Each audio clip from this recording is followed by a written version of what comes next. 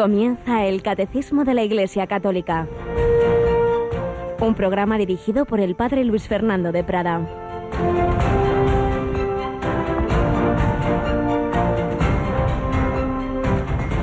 Vosotros sois la sal de la tierra, pero si la sal se vuelve sosa, ¿con qué la salarán? No sirve más que para tirarla fuera y que la pise la gente. Alabados sean Jesús, María y José. Muy buenos días, muy querida familia de Radio María, comenzando este día, este 12 de junio, y pidiendo al Señor que no seamos así, una sal que se vuelve sosa. Vosotros sois la sal de la tierra, dice Jesús en el Evangelio de hoy, vosotros sois la luz del mundo. La luz está hecha para brillar, brilla así vuestra luz ante los hombres, para que vean vuestras buenas obras y den gloria a vuestro Padre que está en el cielo. No se trata de que digan, ¡ay, qué bueno que es este! No, no. Den gloria al Padre Celestial, pero los hombres que no conocen al Señor lo pueden ver reflejado en las obras de sus hijos. Por eso tenemos que pedir esa gracia, esa luz, ese vivir en el Señor de manera que llame al corazón de los demás, pero para que se dirijan al Padre. Y aquí el peligro es que la sal se puede volver sosa. Por eso el comentario que hace el Padre José Fernando Raya este Evangelio nos da que pensar. Dice así: no se puede echar sal a la sal. Un alimento insípido puede sazonarse y adquirir sabor, pero si la sal se vuelve sosa, ¿con qué la salarán? Y entonces comenta que es mucho más fácil convertir a un pagano y enamorarlo de Cristo que recuperar a un cristiano que fue fervoroso y que con el tiempo se ha instalado en la tibieza. Porque el pagano, a quien nunca nadie habló del cielo y que nunca conoció el amor, con mayúsculas, cuando ve abiertas ante él las puertas de la vida, se enciende por dentro y con gusto abandona cuanto tiene para alcanzar esa felicidad recién descubierta. Pero cuando a un cristiano aburguesado y tibio le hablan del cielo y le anuncian el amor, bosteza. Vale, eso ya lo he oído, ya hice ejercicios espirituales de joven, ya me ilusioné, me enamoré, quise entregarme incluso por completo, pero no funcionó. Mire dónde estoy ahora, bostezando, en el banco de la iglesia, mientras usted me grita, hable más bajo, por favor. Bueno, así dicho irónicamente, pero por desgracia esto pasa. Son muy difíciles de recuperar para la fe quienes un día conocieron el amor y por negarse a entregarlo todo, lo perdieron. No se puede echar sal a la sal. Pues así es, pero añadimos que a pesar de que sea difícil, por supuesto no es imposible. Dios da gracia de conversión para todos, también para los tibios, también para aquel que al principio estuvo muy unido al Señor y luego se ha enfriado. Nadie piense ya no tengo solución, sea porque esté en una vida muy mala de pecado o bien porque esté en esa tibieza. Porque estamos en el mes del corazón de Jesús y el Señor promete la conversión a los pecadores y sacar de la tibieza a los que en ella están y hacer más santos a los fervorosos, estemos como estemos, en el estado en que estemos, si confiamos en el Señor, si acudimos a Él, si pedimos su ayuda. Señor, sálvame, si acudimos a la Virgen María, acordaos, oh piadosísima Virgen María, acordaos, que nunca has oído decir que nadie que haya acudido a vos haya sido abandonado. De vos pedimos la ayuda a la Virgen, acudimos con confianza al corazón de Jesús, pues nos sacará de ese estado. Pero claro, el primer paso es reconocerlo. Estoy regular o estoy mal, necesito tu ayuda. Si uno ya se cree que está muy bien, entonces no pide ayuda, mal asunto. Corazón de Jesús, en ti confío, y lo pedimos también por mediación de los santos. Me acompaña aquí hoy Yolanda Gómez. Buenos días, Yoli. Muy buenos días, Padre. Bueno, y también pedimos la ayuda de nuestros oyentes porque vamos avanzando en este mes de junio y hace ya un mes pusimos en nuestra página web un enlace, ¿verdad?, con una encuesta que ya pronto la vamos a quitar y todavía muchos no nos han respondido. Explica de qué estamos hablando. Es una encuesta que realizamos para saber pues qué programas son los que más les gusta a los oyentes, qué es lo que menos le gusta de Radio María, un poco por mejorar, para ir mejorando entre nosotros. Entonces, en la página web de Radio María, www.radiomaria.es, ahí tienen la encuesta, hay un link y yendo a ese link pues van a ver una página donde viene un poco las preguntas cuando escuchas Radio María, qué es lo que más te gusta, qué es lo que menos, y luego valorar los programas que uno suele escuchar del 1 al 10. Entonces el 10 es el programa mejor, el que nos encanta. Y está dividido además por franjas, la franja de la madrugada, la de la mañana, la tarde y la noche. Y es un poco pues ir viendo ahí los programas que hay y puntuando del 1 al 10. Así es, pues así como decíamos que cada uno de nosotros tiene que ver cómo está personalmente y ver en qué hay que mejorar, también la programación de la radio, pues dentro de nuestras posibilidades, obviamente. Hay muchas veces que nos piden imposibles, oiga, que haya esto, lo otro. Bueno, ¿y dónde está el voluntario que va a hacer eso? Pero es verdad que cada vez, nos lo dicen muchas personas, que se va notando esa mejora y os pedimos que nos ayudéis a ello. Muchas personas también, muchas o algunas, se quejan de que la encuesta no es fácil, porque está en Internet. Bueno, siempre decimos lo mismo. Anda que no tenemos ya las generaciones jóvenes, ya con 5 años se manejan con el ordenador de maravilla. Pedid ayuda a personas que se manejen ahí, las personas mayores que os sea difícil, y les vais guiando. A ver, ¿qué programas pone? Pues en este pon esto, pon lo otro. Y eso pues nos ayuda a revisar la programación, porque cada verano le damos una vuelta de cara a la siguiente temporada. Siempre hay voluntarios que lo dejan, porque lógicamente, y bueno, programas que llevan años y que hay que renovar, personas y programas nuevos que llegan. Para todo ello siempre viene bien saber vuestras opiniones. Pues nada, vamos adelante. En este día de hoy, como siempre, primera sección testimonial, personas que han vivido de una manera o de otra esta vida cristiana y dado que mañana es un santo muy popular, San Antonio de Padua, vamos a dedicar un par de días, supongo, lo que nos dé tiempo, lo que nos dure, el recordar, el resumir la catequesis que le dedicó a este santo Benedicto XVI. Tuvo muchas catequesis en que iba hablando de distintos personajes de la historia de la Iglesia.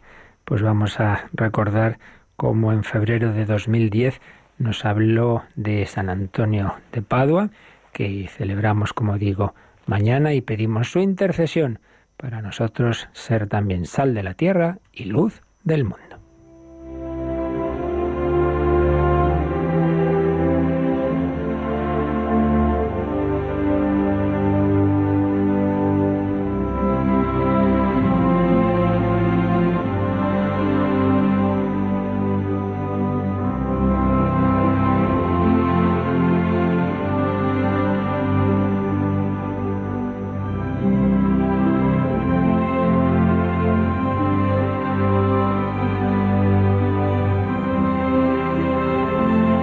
San Antonio de Padua, catequesis del Papa Benedicto XVI el 10 de febrero de 2010. Vamos a resumirla para conocer más a este gran santo de la primera generación de los frailes menores, los que llamamos los franciscanos. Antonio de Padua o de Lisboa, porque es de donde él era su ciudad natal, era portugués. Uno de los santos más populares de toda la Iglesia católica, no solo en Padua, donde se erigió una basílica espléndida que recoge sus restos mortales, sino en todo el mundo. Los fieles estiman las imágenes y las estatuas, comentaba el Papa Benedicto, que lo representan con el lirio, símbolo de su pureza, o con un niño Jesús en brazos, recordando una milagrosa aparición que mencionan algunas fuentes literarias. San Antonio contribuyó de modo significativo al desarrollo de la espiritualidad franciscana, con sus extraordinarias dotes de inteligencia, equilibrio, celo apostólico y fervor místico.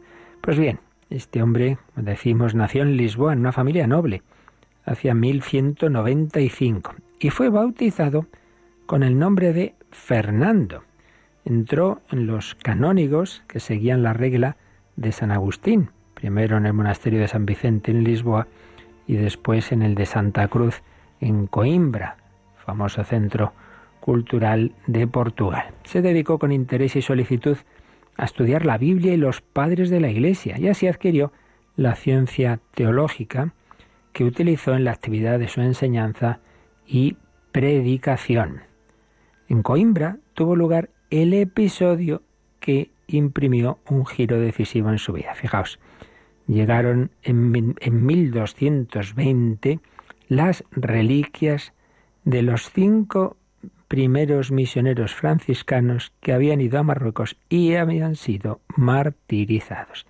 Precisamente el ver cómo esos hombres se habían arriesgado la vida y de hecho la habían perdido, llegando a evangelizar aquellas tierras musulmanas, le movió el corazón. Si estos hombres han dado la vida por Jesucristo, aquí están sus reliquias y ellos están en el cielo, ¿qué tengo yo que hacer con mi vida?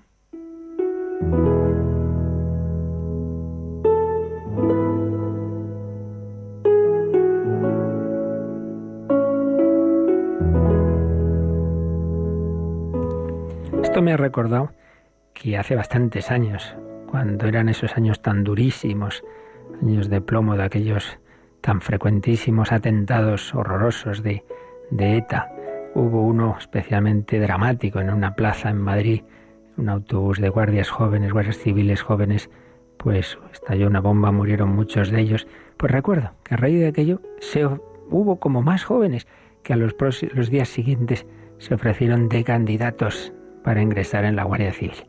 Fue como una llamada de decir, pues estos chicos jóvenes, a pesar del riesgo de sus vidas, pues entraron en la Guardia Civil, han muerto, pues yo también me quiero ofrecer. Pues esto le pasó a este joven Fernando, viendo como aquellos 5 misioneros franciscanos habían sufrido el martirio. Ese testimonio provocó en él el deseo de imitarlos y de avanzar por el camino de la perfección cristiana.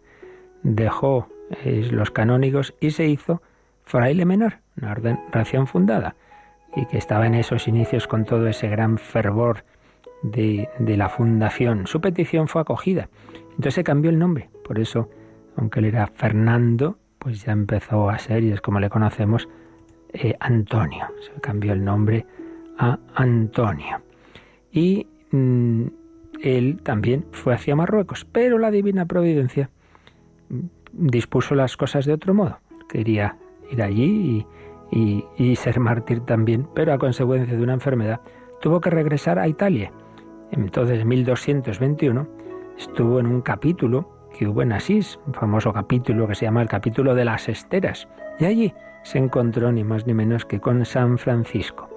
Luego vivió durante algún tiempo totalmente retirado en un convento de Forlì, en el norte de Italia. Entonces, por circunstancias humanamente casuales, todo es providencial, fue invitado a predicar con ocasión de una ordenación sacerdotal.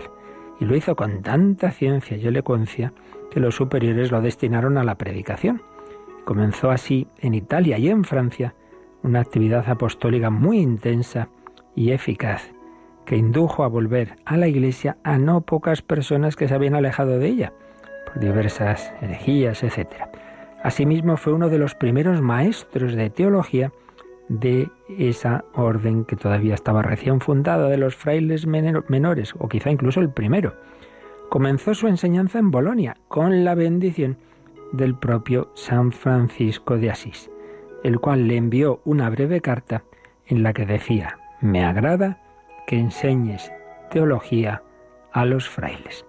Y así, este hombre, que había querido ser misionero, que había querido incluso dar la vida, pues la providencia le llevó por este camino, sentó las bases de la teología franciscana, que después sería cultivada por otras insignes figuras, como San Buenaventura o el beato Duns Scoto. Y aquí tenemos también que hacer una aplicación a nuestra vida. Muchas veces hemos pensado, ay, pues yo quiero hacer esto, lo otro, incluso por el servicio de Dios. Bueno, está muy bien, pero hay que naturalmente siempre poner una señal de ceda el paso. Es decir, yo sí, me parece que es por aquí, pero cedo el paso al Señor. Si Él me manifiesta otra cosa, bien por inspiraciones interiores, bien por las circunstancias, de las que también se sirve la providencia, por la obediencia, pues entonces lo que tú quieras, Señor. Lo importante no es hacer esto o lo otro, sino hacer la voluntad de Dios.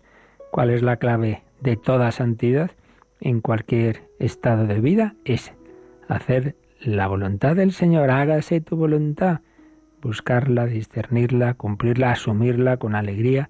Mañana seguimos hablando de este santo, pero ya pedimos hoy su intercesión para que también nosotros lleguemos a la santidad haciendo la voluntad del Padre que está en los cielos.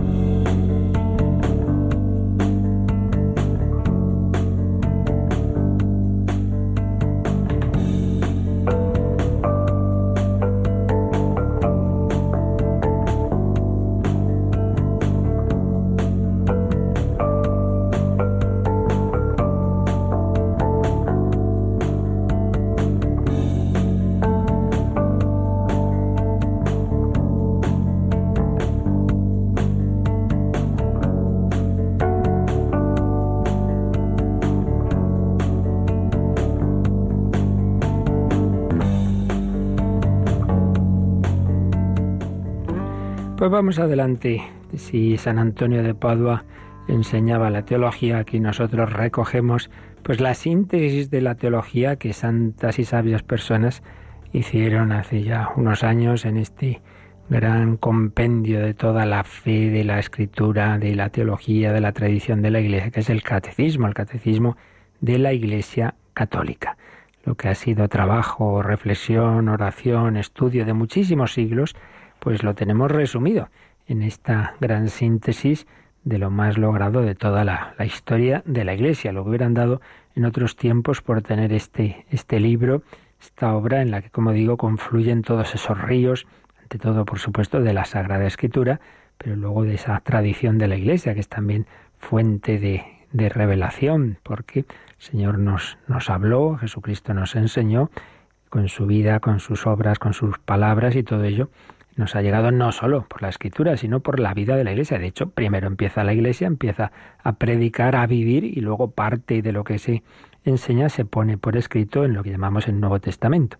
Pues bien, la Escritura, la tradición, la liturgia, la vida de los santos, todo ello está en este libro, en esta gran obra, en este catecismo de la Iglesia Católica, promulgado por San Juan Pablo II. Y vamos comentándolo, pues al cabo del tiempo estamos todavía en la primera parte, que es la más larga, que es lo que creemos, la fe de la Iglesia, y estructurado en torno al credo. Y estamos en esa parte de la Iglesia, después de haber visto, creo en Dios Padre, la creación, creo en Dios Hijo, la encarnación, la redención, los misterios de su vida, creo en Dios Espíritu Santo. Pues estamos con las obras del Espíritu Santo y en concreto con la Iglesia.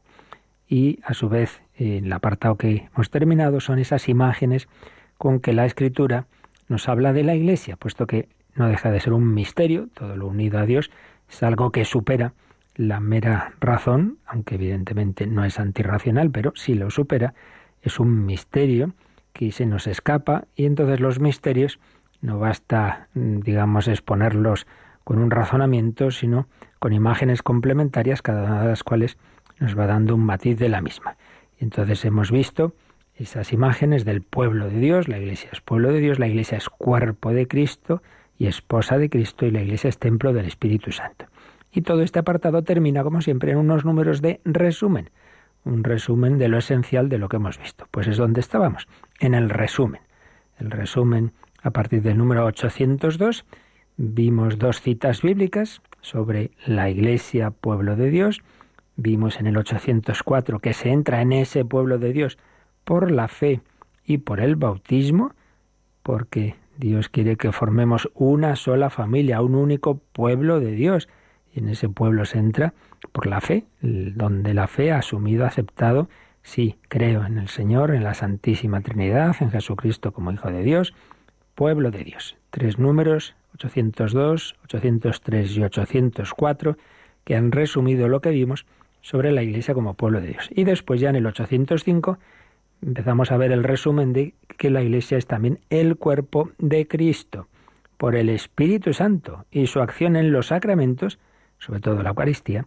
Cristo, muerto y resucitado, nos va uniendo a Él, nos va incorporando a Él, constituye la comunidad de los creyentes como cuerpo suyo, como cuerpo suyo. Cuando yo recibo el cuerpo eucarístico de Cristo, me uno al cuerpo místico de Cristo.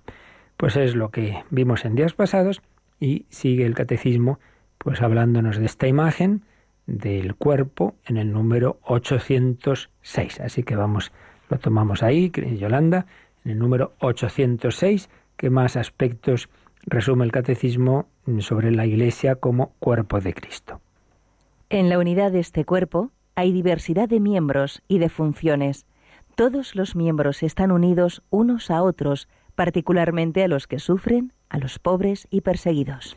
Así pues, en este numerito 806, el Catecismo resume algo de lo que hablamos bastante y que volveremos a hablar en el siguiente párrafo, porque precisamente una de las notas de la Iglesia, que será el siguiente tema que nos aparecerá en el Catecismo, es la unidad. La Iglesia es una, santa, católica y apostólica. Pues bien, aquí se nos ha recordado que el cuerpo de Cristo es uno. No hay varios cuerpos de Cristo, no hay varias iglesias, hay una sola Iglesia de Cristo, hay un solo cuerpo. Pero ese cuerpo tiene muchos miembros, claro, como todo cuerpo.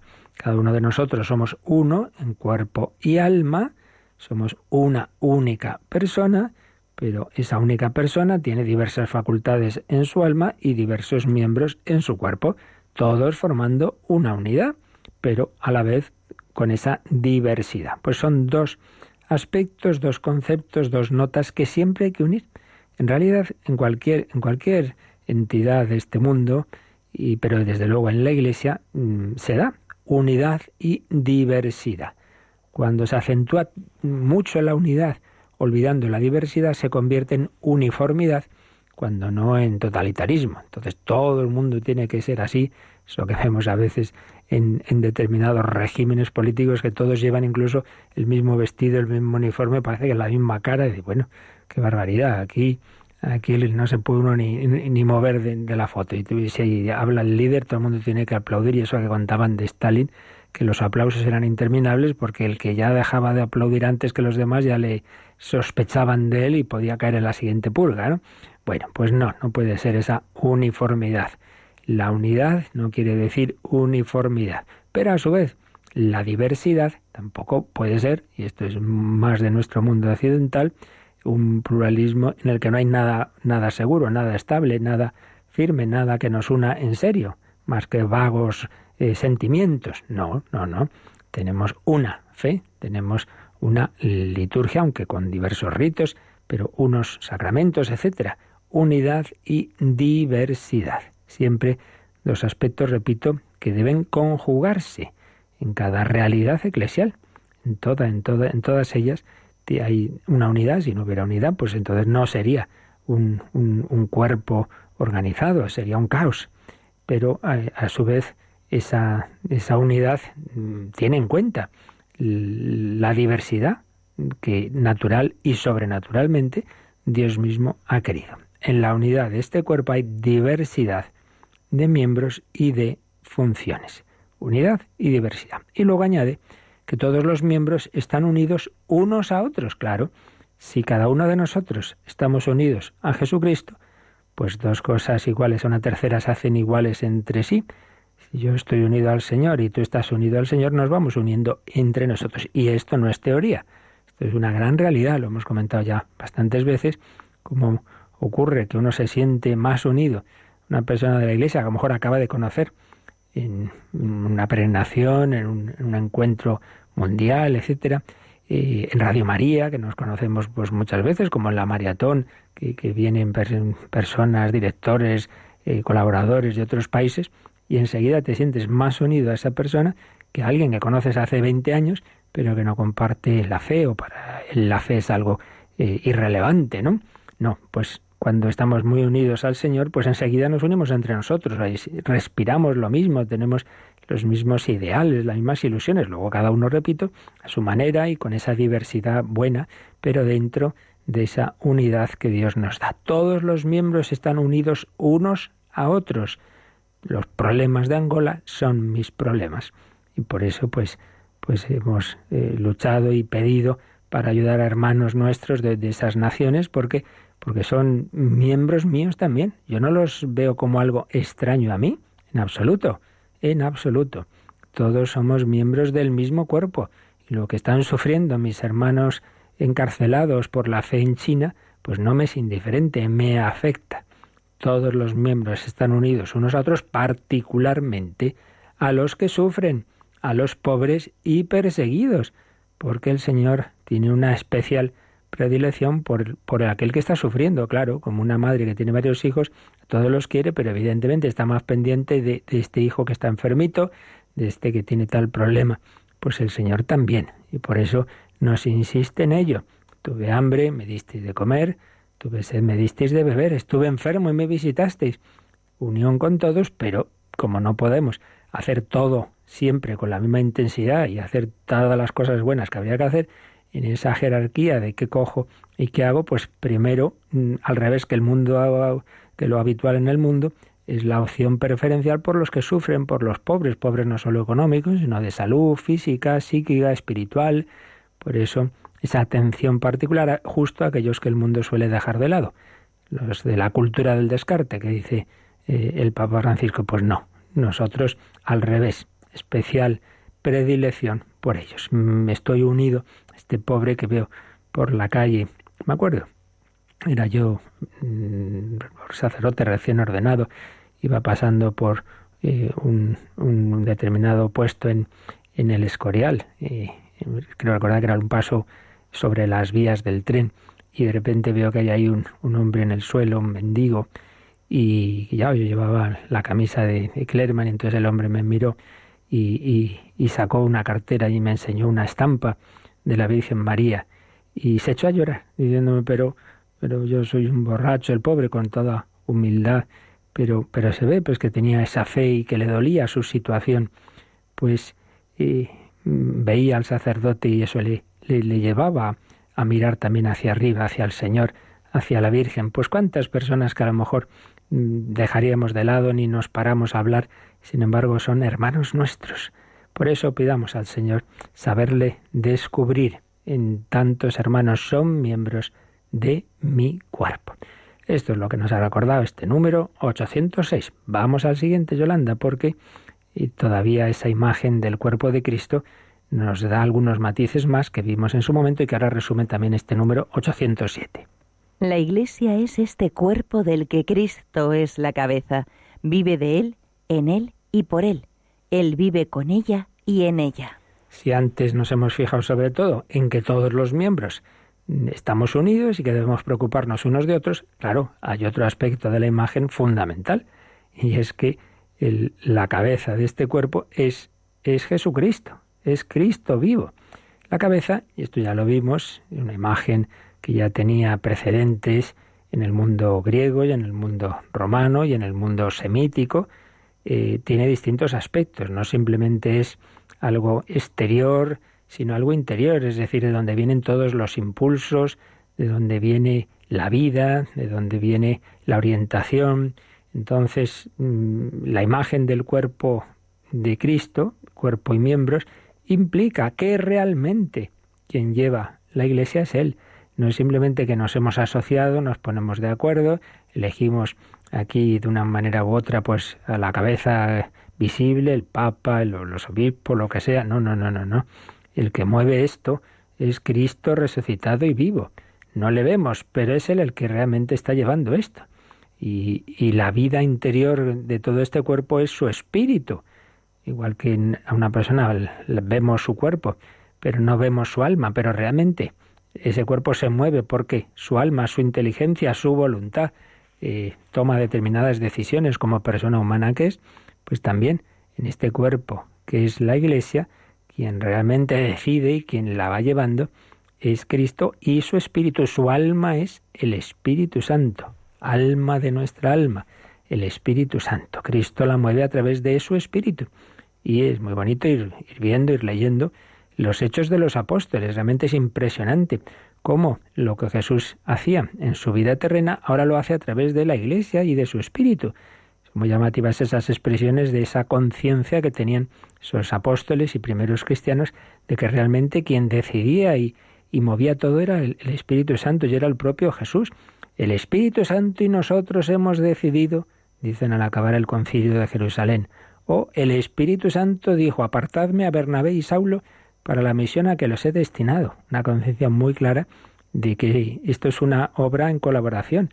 Por un lado es el Señor, es Cristo resucitado y vivo, es su Espíritu el que va decidiendo, el que va moviendo, pero pidiendo nuestra colaboración. Pues eso, la cabeza mueve a los miembros, y como ya explicamos desarrollando un poquito esta imagen, pueden pasar dos cosas malas. Si mi cabeza le dice a mi mano, escribe esto, y mi mano está la pobre paralizada por algún problema, claro, pues no se mueve, o está haciendo el vago y no me da la gana de escribir. Pues mal, no obedece a la cabeza. Pero también al revés. Puede que la mano tenga un problema nervioso, está temblando, está moviéndose y no puede escribir lo que la cabeza le manda por eso, porque se me ha descontrolado. Pues eso es también el activismo. Hay personas que hacen muchas cosas, pero no son las que tendrían que hacer, no son las que el Señor le está diciendo. Pues eso, es el Señor, es la cabeza de la Iglesia, es Jesucristo el que quiere mover a todos sus miembros, pero como no nos quita la libertad, pues a veces hacemos muchas tonterías y esas ya no vienen del Señor, vienen de nosotros. Y eso es por ahí la importancia de la vida interior, de la humildad y de la obediencia. La Iglesia es este cuerpo del que Cristo es la cabeza. Vive de Él, en Él y por Él. Lo decimos en la Santa Misa. Por Cristo, con Él y en Él. Vive de Él. Nuestra vida divina viene de Él, en Él.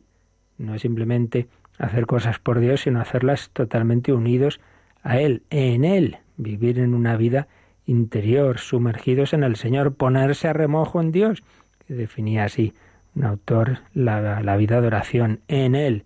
Vive de Él, en Él y por Él. Lo que hacemos es por el Señor. Y Él vive con ella y en ella. Cristo vive en la Iglesia. Así como decimos, uy, aquí hay gato encerrado. Bueno, pues en la Iglesia hay paloma encerrada, que es el Espíritu Santo, y Jesucristo, que es el que realmente la lleva. Leed así en esa clave los Hechos de los Apóstoles o el Apocalipsis, como se ve que es Jesucristo resucitado, el Cordero degollado, que aparece una de las imágenes que usa el Apocalipsis para hablar de Cristo. Es Él el que va llevando la vida de la Iglesia. Y así se explica que 20 siglos después, con toda la debilidad humana, todas las persecuciones, todas las crisis, todos los pecados, que claro, Cristo vive en su Iglesia, pero no nos quita la libertad y por eso podemos muchas veces, y así lo hacemos, actuar mal. Pues ahí sigue adelante, porque en definitiva es Él el que vive con ella y en ella. Cristo, con su Espíritu, nos lleva al Padre Celestial. Pues vamos a invocar al Padre. Somos Iglesia Católica Universal. En esta canción, el otro día oíamos algo de ella, vamos a verla hoy en dos partes entera. Notre Père, nuestro Padre Celestial, una preciosa composición a nuestro Padre en lengua francesa, pero que nos ayude a todos a decir, sí, Padre, yo quiero dejarme mover por tu Espíritu, por Jesucristo, vivir así en la Trinidad, por Cristo, con Él y en Él, a ti, Dios Padre omnipotente.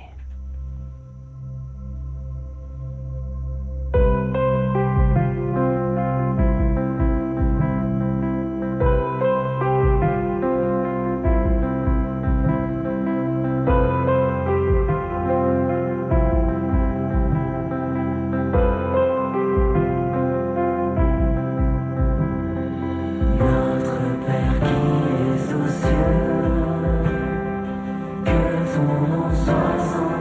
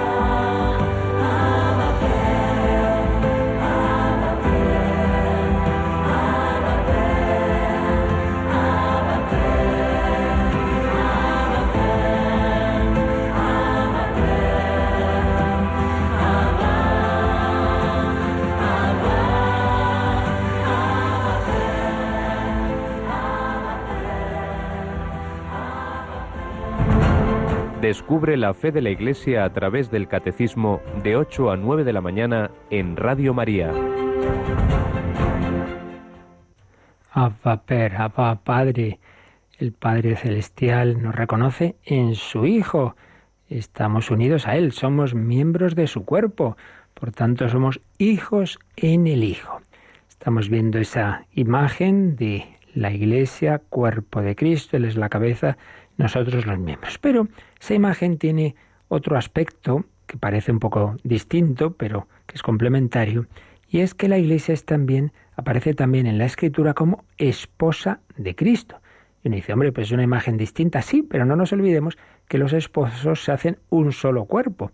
Por tanto, esta imagen está en continuidad con la anterior, pero destaca otro aspecto. Ya decíamos que cada imagen nos va dando matices complementarios. Y es que no somos miembros del cuerpo de una manera, digamos, que anule nuestra personalidad, que anule nuestra libertad, nuestra manera de ser de cada uno de nosotros. No. Y esto aparece más en esta imagen esponsal. Sí, unos esposos muy unidos, en plena unidad y comunión de amor. Eso, están unidos, pero cada uno es cada uno. Bueno, pues la Iglesia está llamada a unirse con Jesucristo, pero el Señor, en su divina misericordia, pues hace que cada uno de nosotros tengamos esa relación con Él conforme a las peculiaridades que Él mismo nos ha dado a cada uno. Y esto es lo que digo, podemos ver en esta imagen de la Iglesia como esposa de Cristo. Vamos a ver cómo lo resume el siguiente número del Catecismo, el 808. La Iglesia es la esposa de Cristo, la ha amado y se ha entregado por ella, la ha purificado por medio de su sangre, ha hecho de ella la madre fecunda de todos los hijos de Dios. Bien, pues para comentar este número, como solemos también ver cómo esto mismo, estas mismas verdades que explica el Catecismo, las expone con un lenguaje más juvenil, el Yucat, pues vamos a leer primero el número correspondiente a este del Yucat, que es el 127.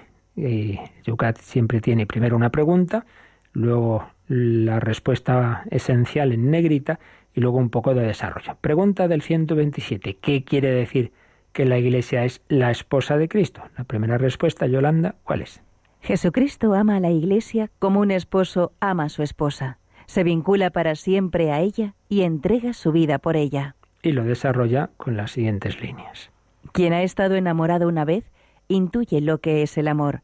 Jesús lo sabe y se denomina a sí mismo esposo, que corteja a su esposa con amor ardiente y que desea celebrar la fiesta del amor con ella. Su esposa somos nosotros, la Iglesia.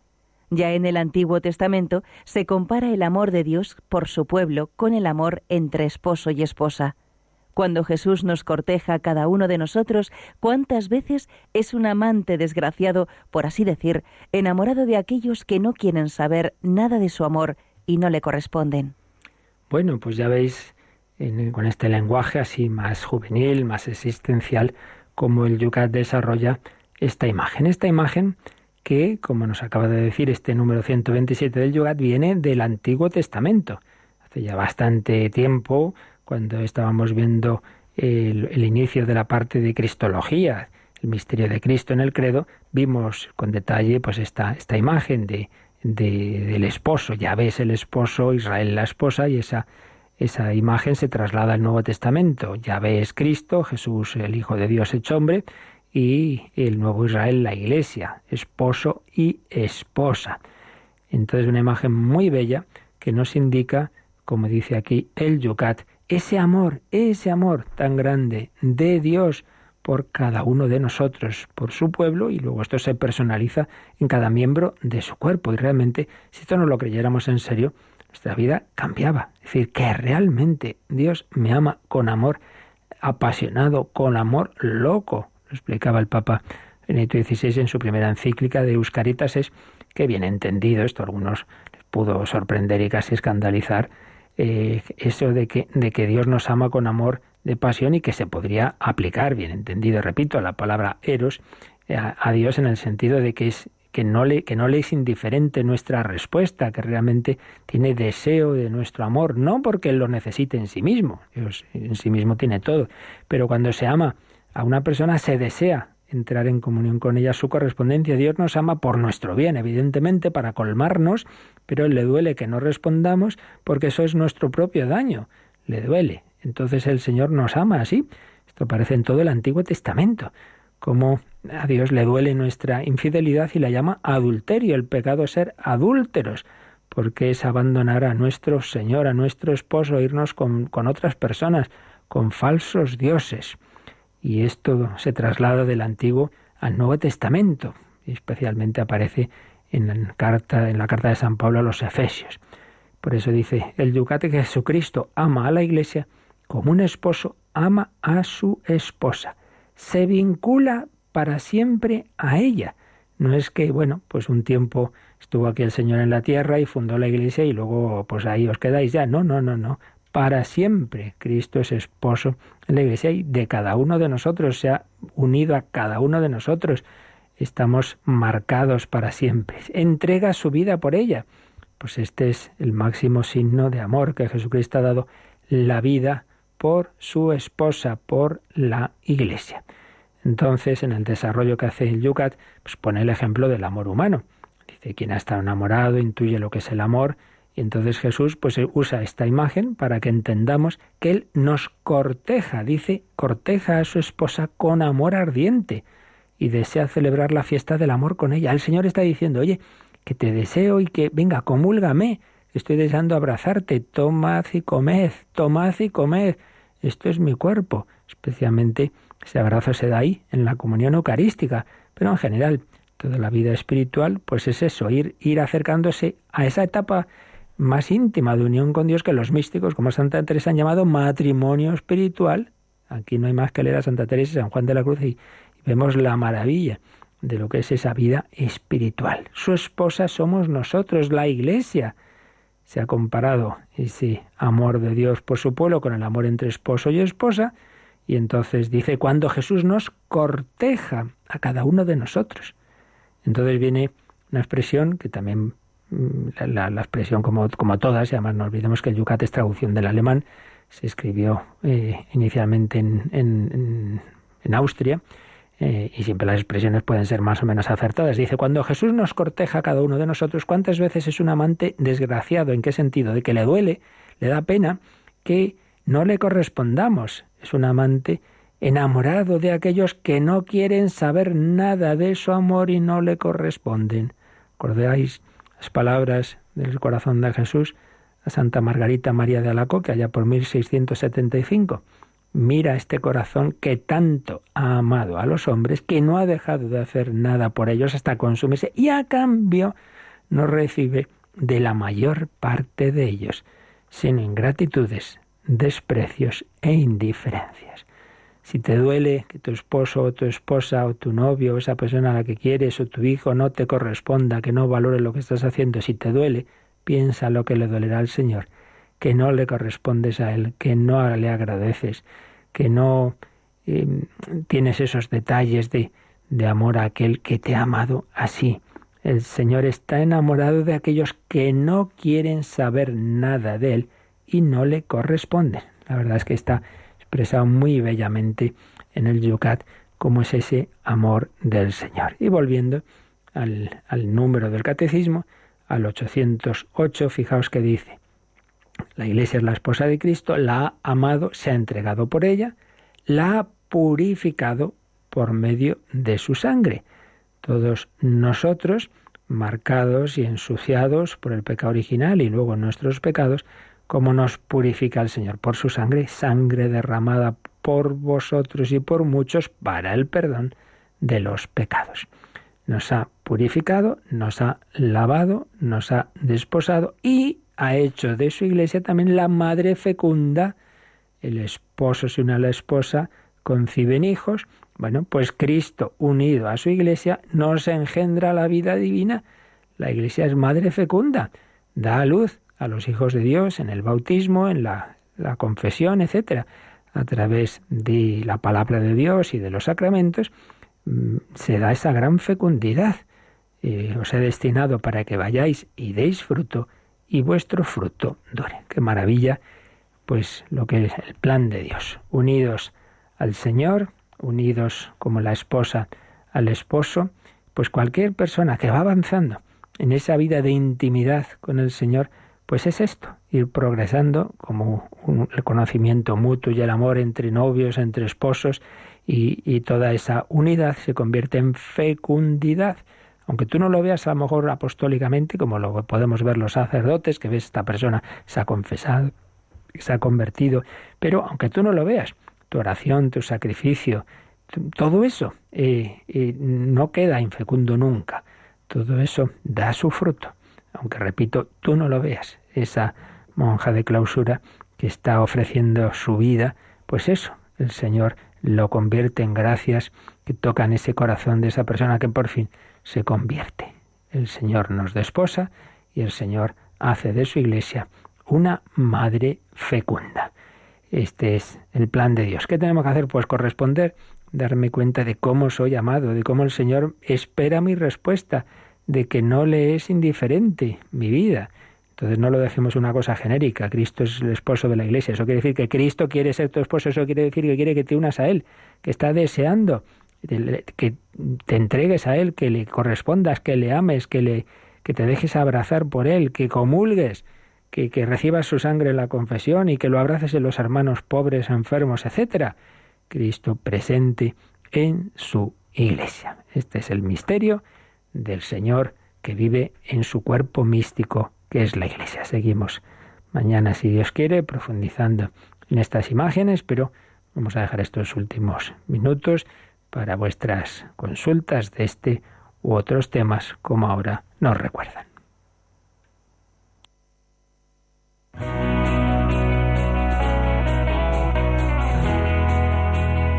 Participa en el programa con tus preguntas y dudas. Llama al 91005-9419. 91005-9419. También puedes escribir un mail a catecismo@radiomaria.es. catecismo@radiomaria.es.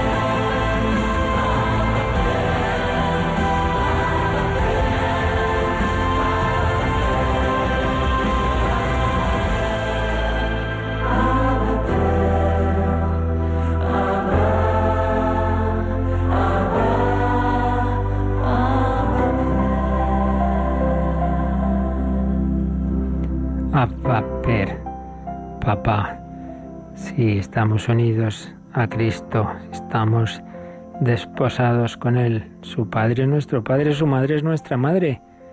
Abba, Padre, Padre nuestro, Abba María, Imma, en hebreo María, madre, mamá. También a ella acudimos porque Jesús ha dicho, ahí tienes a tu hijo. Bien, teníamos algún correo ya pendiente, resumiendo el correo que nos envía Carlos.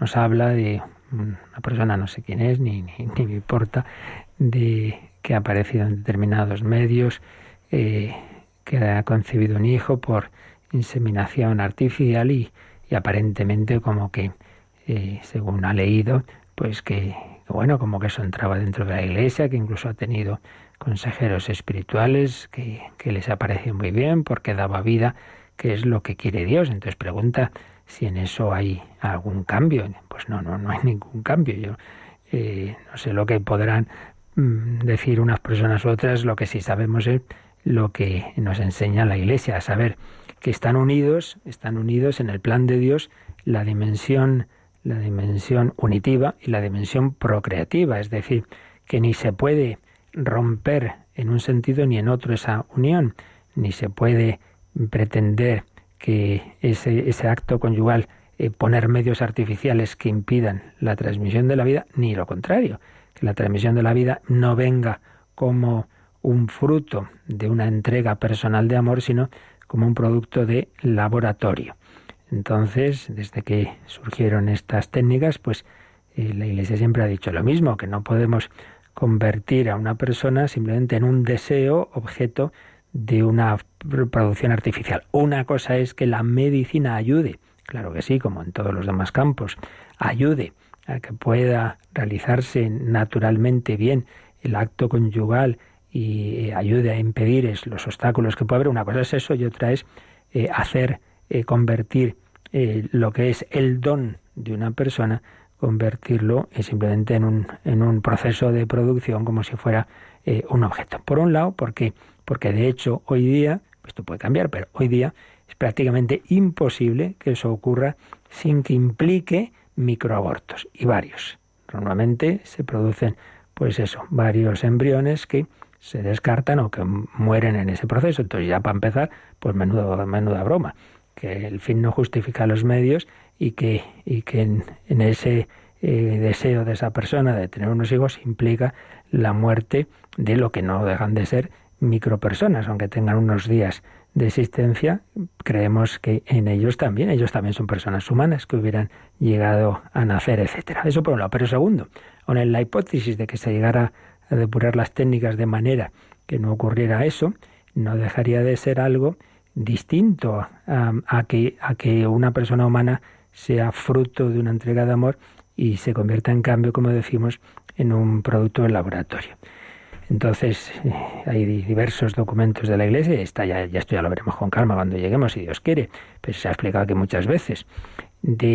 Por un lado, hay dos tipos, ¿no?, de dos posibilidades. La fecundación heteróloga, que quiere decir que el semen del varón no es el del esposo, es de otra persona, pues todavía peor. Y la homóloga, cuando sí que es, pero, ya digo, simplemente hecho fuera de su ámbito natural, sino en el laboratorio. Pues sigue siendo algo que no responde al plan de Dios de que una persona no sea simplemente ese producto de laboratorio, sino fruto de ese mismo acto de unión.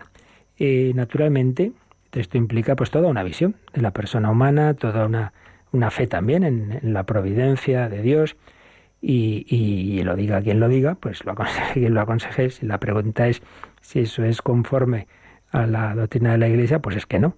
Luego la responsabilidad subjetiva de cada uno, ahí nunca entramos, por supuesto, pero debemos tener claro que no es el camino y que por ese aspecto vamos llegando a lo que estamos llegando. Se empieza, como siempre, por casos límites y luego al final pues cada vez se hacen cosas más extrañas y no, este sí, este no, viene un hijo con tal, descártelo, cójamelo. Bueno, en fin, en cualquier caso, que están unidos, deben estar unidos esos dos aspectos, esas dos dimensiones, la dimensión unitiva y procreativa. Y si el matrimonio, pues poniendo de los medios ordinarios, la medicina, etcétera, no llega a ese hijo, pues pensar que eso también está en la providencia y por supuesto que existen también muchos niños en el mundo que necesitan también una familia de acogida o de adopción. Es un camino que ese sí que sería bueno que se plantearan pues aquellos que les gustaría tener ese hijo y no puede ser por el camino natural. Así que esa es la respuesta a este correíto de Carlos, que agradecemos. Muy bien, pues lo dejamos y seguiremos mañana, si Dios quiere, con esas imágenes de la Iglesia, desarrollándolas, para que veamos todo ese plan de Dios, de cómo Jesucristo sigue viviendo hoy entre nosotros, sigue bendiciéndonos como lo va a hacer también ahora, para que vivamos este día con la Santísima Trinidad. La bendición de Dios Todopoderoso, Padre, Hijo y Espíritu Santo, descienda sobre vosotros. Alabado sea Jesucristo.